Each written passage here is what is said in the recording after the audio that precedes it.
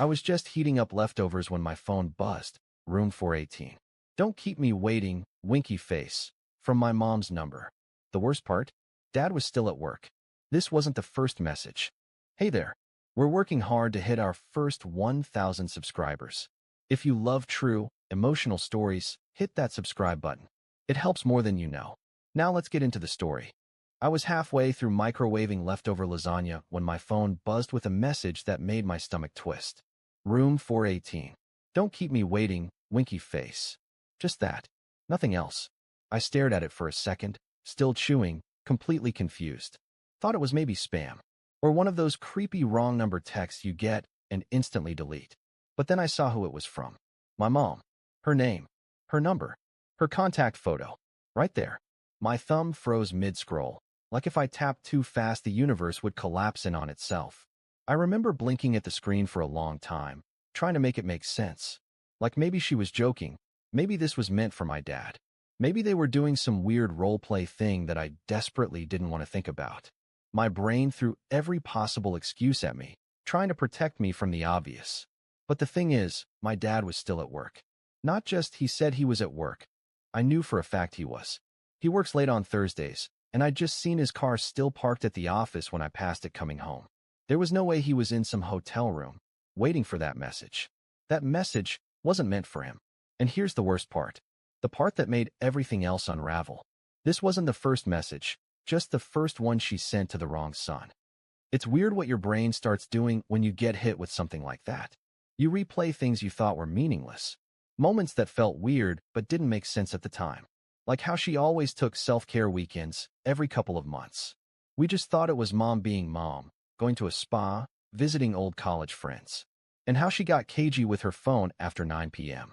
Or the time she came back from a trip and casually mentioned someone named Ray when she thought I wasn't listening. Ray wasn't one of her friends, at least not any we knew. But I never thought anything of it. Because who the hell suspects their mom of cheating? That's something you see in TV shows. You don't live it. And yet there I was, standing in the kitchen, lasagna turning cold on the counter, holding a message from my mom that felt like it belonged to someone else's life. Not mine. I didn't respond. I couldn't. I just stared at the message like it might delete itself if I waited long enough. My heart was pounding, and not in a dramatic way. I literally felt sick. Like I'd just seen something I wasn't supposed to. Then another message came in. Ugh. You better not be bailing on me again. Last time was embarrassing. That one punched me harder. Because it meant this wasn't new. This wasn't a one-time thing. She was talking to someone she had history with. Someone she'd seen before. Someone who had stood her up once. That meant this was ongoing. That meant it was real. I felt this pressure building in my chest, like I wanted to scream, but had nowhere to put the sound. I walked to the living room in this fog, sat down on the couch, and just stared at nothing. I didn't know what I was supposed to do. Do I tell my dad? Do I confront her? Do I pretend I didn't see anything? Instead, I opened the messages again and looked closer. There were no previous texts from her to me that looked suspicious, so she must have deleted her history. But I did something I never thought I'd do. I opened our family's phone plan portal. My dad pays for all our phones, and for whatever reason, we still have shared access. I remembered the password, and that's when things got darker. There were hundreds of texts to the same number. Late nights, weekends, random bursts in the middle of the day. None of them saved under a name, just the number. And that number didn't belong to anyone in our family, not even a coworker. There were phone calls, too. Long ones, some over an hour. And it wasn't always one-sided. The number had called her back dozens of times. I looked it up on a reverse search. What I found made me feel like the floor under me collapsed. The number was registered to Raymond Pierce. Uncle Ray, my dad's oldest friend. Ray was basically family. He was the guy who came to every barbecue, every Thanksgiving. I've seen that man in our kitchen more than I've seen some of my cousins. He helped my dad build the back porch. He gave me $200 for my graduation and called me champ every time he saw me. My sister used to joke he was like a second dad. Now I was wondering if he always wanted to be the first one. I slammed my laptop shut and just sat there, trying not to lose it. Because I realized something else. My mom hadn't just accidentally texted her son. She'd done this before. She'd messaged someone the wrong thing. She just never got caught. This time she did. So I did the only thing I could think of. I got in my car, and I drove to the hotel. Room 418. Not to confront her. Not yet. Not even to say anything. I just had to see it. I needed to know it was real. I needed proof. Because after that message, nothing felt real anymore. I didn't know what I expected to see when I pulled up to that hotel. Maybe I was hoping for a parking lot with no cars, like it was all some ridiculous misunderstanding. Or maybe I wanted to walk into the lobby, ask for room 418, and have the clerk look at me like I was crazy. But no, room 418 was booked, and it was under the name Raymond Pierce. I didn't ask for a key or anything like that. I'm not bold or stupid enough to fake being him. I just thanked the clerk, walked away like I belonged there, then rode the elevator to the 4th floor, heart pounding like it wanted out of my chest. That hallway felt longer than it should have. Quiet. Beige walls, dim lights, that faint hotel soap smell in the air. I remember hearing my own footsteps and thinking this is the last normal moment before everything breaks. Because I wasn't just looking to confirm what I already feared. I was hoping, really, deep down hoping, that I was wrong. That I'd gotten something twisted. That maybe Ray was meeting someone else. That it wasn't my mom behind that door. That it wasn't her who'd sent those messages. But that hope died the second the door opened. I didn't knock. I stood around the corner, just far enough to not be in direct sight, and waited. I wanted to see who came and went. But then, like the universe hated me personally, I heard the click of the door opening. And I froze. Because there he was. Ray. Uncle freaking Ray. Wearing nothing but a hotel bathrobe, chest hair peeking out, holding a drink in one hand and smiling. And then I heard it. My mother's voice from inside the room. Laughing. Not just laughing. That soft, low, flirty laugh she used when she was feeling smug or powerful or like she had a secret. The same laugh she used to use with my dad back when things were good. I ducked into the hallway alcove, far enough not to be seen. And I just listened. Frozen. Shaking. Ray said, "Thought I heard something," and took a few steps into the hall. For a second, I thought I was busted. But he looked the other way, then went back inside and shut the door. And then it hit me. He had no guilt. None. He didn't look nervous. He wasn't sneaking around like someone who knew he was stealing from his best friend. He was comfortable. That was the moment I realized this wasn't an affair in its early stages. This wasn't something wild and risky and passionate and doomed. This was routine. This was normal to them. They'd been doing this for a long time. I didn't confront him. Or her. I just left. I walked out of the hotel, got in my car, and sat there for maybe 20 minutes staring at the dashboard, trying to process what I'd seen. Then I drove home. Not because I had a plan, but because I felt like if I stayed 1 second longer, I'd do something I couldn't undo. Back at the house, everything looked exactly the same. Same porch lights. Same scent of laundry detergent and dog food and cinnamon candles. My mom's book was still on the coffee table. My dad's shoes still by the door. Like nothing had happened. Like everything hadn't just fallen apart in a hotel room less than 6 miles away. That night, I did something I never thought I'd do. I went back into the phone records. And this time, I dug deeper. Not just Ray's number. I looked at everything. And I found something. There were late-night texts that didn't match Ray's number. A second number, also unsaved, also active for months. Shorter conversations, but still frequent. That sent a new wave of confusion through me. Was there another guy? Was Ray not the only one? But no. After a few minutes, I realized what it was. That second number belonged to her friend Karen. The one who always called my dad too square and said he was too vanilla for a woman like your mom. I always thought she was just drunk and weird. Now I think she knew. She was covering for her. My mom had help. She had people making excuses, alibis. People giving her cover stories. Which means she wasn't just cheating. She was strategic about it. She planned this. I sat there that night, lights off, phone in hand, scrolling through timestamp after timestamp, looking at call durations, imagining what she was saying, how she was lying to my dad, how many times she said she loved him right after being with someone else. And then I thought about something else, something worse. My sister. She's 17, still in high school, and she thinks our mom is perfect. She still believes in that my parents are soulmates, fairy tale we all kind of believed at her age. And suddenly, I started remembering something my mom once said offhand, years ago, after too much wine. She was our honeymoon surprise. Except she wasn't. Because the math didn't line up. I did the numbers in my head. My parents got married in April. My sister was born the same year, in October. That's 6 months. which would have been fine if my dad hadn't been stationed overseas until May. So now my head was spinning with another question, one I didn't want to ask but couldn't ignore anymore. Is my sister even my dad's daughter? And if she's not, does he know? I sat there, staring at old family photos, feeling like I didn't recognize any of the people in them anymore. Not my mom, not my sister, not even myself. Because when the foundation of your family cracks, everything you thought was solid starts to feel fake. And I wasn't even close to done learning just how fake it all really was. There's a moment where anger shifts into obsession. It's not sudden, not like flipping a switch. It's slower, like water turning into steam, 1 degree at a time. And that's where I was, sitting on a couch, in a house full of framed lies, with a head full of questions that kept boiling over. I couldn't sleep. My body was exhausted, but my brain had different plans. Every time I closed my eyes, I saw my mom's texts. I saw Ray in that stupid robe. I saw my dad's face. My sister's laugh. Everything felt contaminated. But one question started pushing everything else out of the way. Who is my sister's real dad? Not because I thought it changed how I saw her. I love her. She's my sister. But I needed to know just how deep this lie went. Because if my mom could keep this big a secret for that long, what else wasn't real? So I started digging. Let me tell you something about military families. We keep documents, deployment orders, medical forms, discharge papers, wedding licenses. Everything gets saved in some box or binder because you never know when Uncle Sam's going to ask for proof you exist. Our house had a small fireproof safe in the closet of the office. I'd seen it 1,000,000 times and never cared what was in it. But that night, I waited until my mom was asleep and my sister had her headphones on, and I opened it. It wasn't even locked.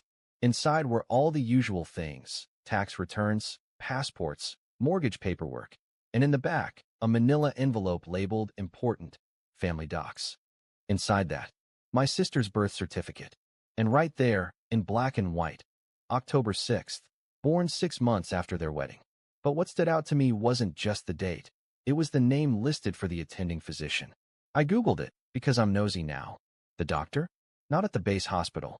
She was born at a civilian clinic, nowhere near the military base my dad was stationed at. Now here's where it gets colder. I found an old copy of my dad's deployment orders tucked behind a stack of insurance forms. They were dated May 3rd of that year. He wasn't even back in the country until December. You don't have to be a math genius to see the problem. There is no universe where my dad is her biological father. And suddenly, that one wine-drunk comment from my mom, she was our honeymoon surprise, turned into something darker.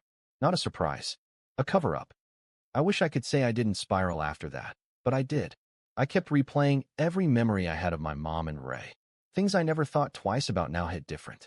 The way she'd light up when he came over, even when Dad was right there. How she laughed too hard at his jokes. The way she always made extra food when she knew he'd be around. I remembered a barbecue when I was maybe 14. Dad had to leave early for a base meeting, and Ray stayed behind to help clean up. I remember going inside to grab a soda and catching them in the kitchen, standing way too close. She was laughing. He had his hand on the counter next to hers. I brushed it off. Thought maybe they were just being friendly.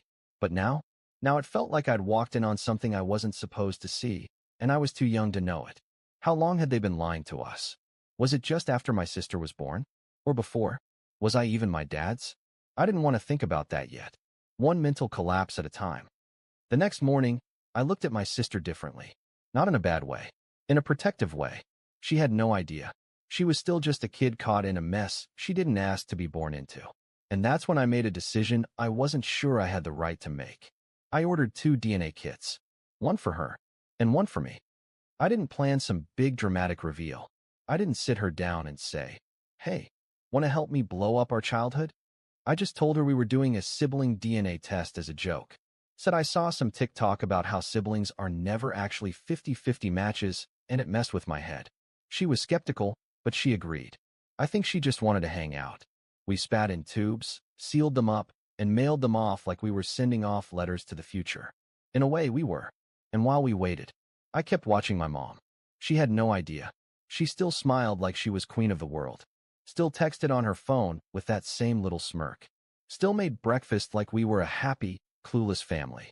Meanwhile, I was quietly stacking receipts. Building a case. Not for revenge. Not yet. But for truth. Because once you see behind the curtain, You can't unsee it. And something told me, deep in my gut, that this story had more pages I hadn't turned yet. The DNA results came in on a Thursday. I remember that because I was sitting in the parking lot outside my job, already 30 minutes late for my shift, just staring at the email subject line on my phone. Your results are ready. I didn't even hesitate. I tapped it open right there in the driver's seat, heart hammering in my throat. I'd been telling myself all week that I was overreacting, that the dates were just weird coincidences, that maybe, somehow, science would show that yes, my dad was still my sister's biological father, that everything else was just in my head. But then the screen loaded, and I knew. The report was blunt. We were half-siblings. We shared one biological parent. That's it. Which meant everything I'd suspected was true. My dad is not her father. And worse, he never knew. He had no idea he'd raised a child who wasn't his. Loved her. Protected her. Worked 2 jobs to get her into dance camps and pay for her braces. He was there for every scraped knee, every science fair, every late-night meltdown. He'd always called her his baby girl, and it had been a lie the whole time. But not his lie. Hers. My mom's. I didn't go to work that day. I drove home, numb. The kind of numb that doesn't even feel like sadness or anger. It just feels like your body is filled with cold static. Like you're watching your life through a pane of glass. She was in the kitchen when I walked in, on the phone with someone, laughing about a movie she'd just watched. She turned and gave me that casual, mom smile. And I looked at her like I'd never seen her before in my life. I said, "Can we talk?" She covered the phone, gave me the universal 1 SEC finger, then said goodbye to whoever she was chatting with. Then she asked, "What's up, sweetheart?" Sweetheart. Like she hadn't shattered our family into 1,000 pieces. Like she wasn't actively living a double life while playing the role of devoted wife and mother. I held up the printed DNA report. I didn't say anything. I just handed it to her and watched the color drain from her face. She didn't read the whole thing, just the top line. Then she looked at me like she was deciding how honest to be. And what she said next. It wasn't an apology. It wasn't regret. It was strategy. She said, "Your father doesn't need to know everything." Like it was just some inconvenient detail we could hide under the rug for another 20 years. I asked her if Ray was my sister's father. She hesitated. Then she nodded. Just once. I stood there, waiting, for what, I don't know. Maybe for her to show some kind of guilt. Maybe for her to explain, to say she was scared, that she made a mistake, that she didn't mean for this to happen. But instead, she crossed her arms and said, "He never questioned it. Why are you?" Like I was the problem. Like digging up the truth made me the traitor. I said, "So you were just going to let Dad die not knowing?" And she said, "He's not the kind of man who needs to know things that would hurt him." That's when I realized something that should have been obvious all along. She doesn't feel guilty. She doesn't even feel wrong. She genuinely believes she did the right thing, by lying, by covering it up, by letting my dad raise a child that wasn't his and never telling him. And maybe worst of all, she looked at me like I owed her something. Like I should protect her now that I knew. Like I should become part of her secret. I didn't yell. I didn't threaten. I didn't say anything else. I walked out, went straight to my car, and backed up the voice memo app on my phone. Because I'd been recording. Not because I planned to, but because a few days earlier, I'd started keeping recordings just in case things got weird. I'd been living in a spy novel for weeks, and I wanted insurance. Now I had it. I had her admitting everything, and I knew exactly what to do next. But first, I had to talk to my sister. That was the part that made me want to throw up. Because she still lived in a bubble. She didn't know any of this. And no matter how gently I told her, this was going to destroy her. Still, she deserved the truth. Even if it broke her heart. Even if it changed the way she saw our mom forever. She had a right to know. Telling my sister was one of the hardest things I've ever done. Not because I thought she'd hate me, or scream, or deny it. But because deep down, I knew the look she'd give me afterward would be the same one I gave the hotel room that night. The look of someone watching their world crack in half. I waited until it was just the two of us. No music. No TV. No mom hovering. I told her I had something serious to talk about. She rolled her eyes at first, joking. "Is this a birds and bees thing? Because you're a little late." I didn't laugh. I pulled out the DNA report and set it on her desk. She barely looked at it. "What is this?" she asked. I sat across from her, heart hammering in my chest, and set it straight. "It's a sibling test. You and I, We're only half related. She blinked, frowned. Wait, what? I repeated it. We have the same mom, but not the same dad. She stared at me like I'd just made up a new language. At first, I thought she didn't understand. But then I saw it hit her, all at once. Her mouth opened like she was going to say something, but nothing came out. And then the panic set in. No, that's not right. Dad's my dad. He was there when I was born. He raised me. That can't be right. I told her about the deployment dates, the birth certificate, the clinic, the way everything lined up. I told her I didn't want to believe it either, that I hoped the test would say we were full siblings, and I just embarrassed myself. She sat there, completely still. No tears, no screaming, just still. After a while, she asked the question I'd been dreading. Does Dad know? I told her, not yet. She nodded. Then, quietly, almost too quietly, she said, don't tell him. That caught me off guard. Wait, what? You think he shouldn't know? She looked up at me, and her eyes were full of something I didn't expect. Not fear, not shame, anger. At me. You had no right to go behind everyone's back and dig this stuff up. I didn't ask for this. He didn't ask for this. You think you're doing some kind of justice crusade, but all you're doing is tearing our family apart. I was stunned. I'd braced for sadness, even denial, but I didn't expect her to defend Mom. So I told her about Ray, about the hotel, the messages, the recording, the way Mom admitted it without even flinching. And that only made it worse. You've been spying on her? Recording her? What are you, paranoid? You're acting like this is some Netflix documentary, and we're all just characters in your little revenge movie. That hurt more than I expected, because I wasn't doing this for drama. I was doing it because I couldn't stand the idea of my dad living in a lie. A man who'd given everything for us, who worked overtime for school trips, who built our backyard swing set from scratch, who still carried a folded photo of us in his wallet that looked like it was from another lifetime. She stood up, shook her head, and said, You tell Dad, and you'll break him. Not Mom. Him. You'll destroy the one good person in this family. And then she walked out. I didn't sleep that night. Not because of what she said, but because deep down, I understood it. She was trying to protect the version of life she still believed in. The one where Dad was Dad, and Mom was just a little selfish sometimes, and everything else could be chalked up to human flaws. But that wasn't the life we had.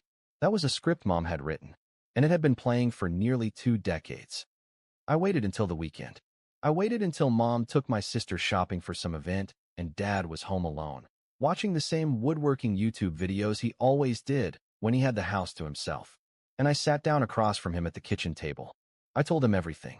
I told him I got a text from Mom meant for someone else. I told him I went to the hotel. I told him about Ray, the DNA test, the recording, the clinic, all of it. I didn't leave anything out. He didn't interrupt once, didn't flinch, just stared at the table like it was telling him the story instead of me. When I finished, he sat back and sighed through his nose, like a balloon letting out air, slowly. He said, I think I always knew. That caught me by surprise. I asked him what he meant. He said, Your mother and I, we haven't been in love for a long time. I told myself I stayed for the kids. But maybe I stayed because I didn't want to admit she never chose me to begin with. I asked him what he wanted to do. He didn't answer right away, just looked toward the hallway, like he was watching 20 years of his life replay behind the walls. Then he stood up and said, I'm going to pack a bag.